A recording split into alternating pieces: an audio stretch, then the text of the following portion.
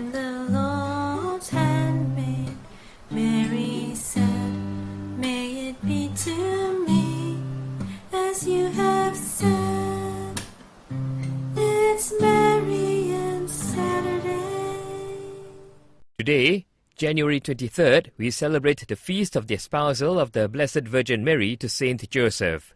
It is well known that the Catholic Church teaches that the Blessed Virgin Mary not only conceived Jesus in a state of virginity, but that she remained a virgin throughout her entire married life. This doctrine is known as the perpetual virginity of Mary in the Catechism of the Catholic Church, paragraphs 499 to 501. Now let's examine this with the help of an article by Dr. Brant-Pitre using the Book of Numbers, chapter 30. You will notice there are vows taken by a young woman in her father's house, vows taken by a married woman, vows taken by a widow or divorced woman, and vows to afflict herself. The key is in the chapter concerning a woman's vows to afflict herself, which was interpreted by ancient Jews as referring to fasting and refraining from sexual intercourse. The binding nature of the vow is dependent on whether the male party, whether father or husband, upon hearing the vow, said nothing and in thereby consented to it.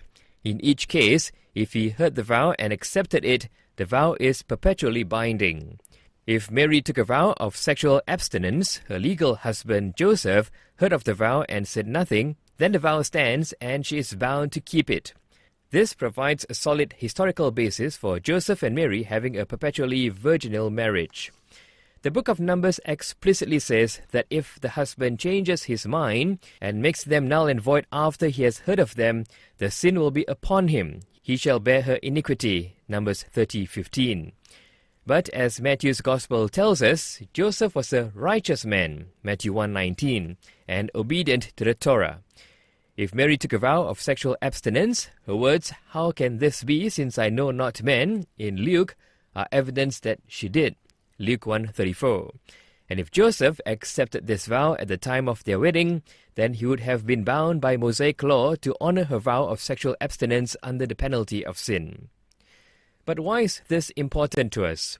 Well, Pope St. John Paul II said Mary is celebrated as united to Joseph, the just man, by a bond of marital and virginal love. There are really two kinds of love here, a virgin and a spouse, which together represent the mystery of the Church. We, the Church, have a covenant with God, like a marriage covenant, and are called to be pure and holy. That's why Mary is the perfect example of the Church, virgin and holy. If you have questions like, did Jesus have brothers from Mary? I suggest you watch our Mailbag Friday Nugget titled Mary Ever Virgin on our YouTube channel. And subscribe to our free daily nuggets at www.redeemforworship.com. This daily nugget is brought to you by Redeem for Worship. I am the Lord's handmaid, Mary said, may it be to me as you have said. It's Marian-Saturday. Created using Powtoon.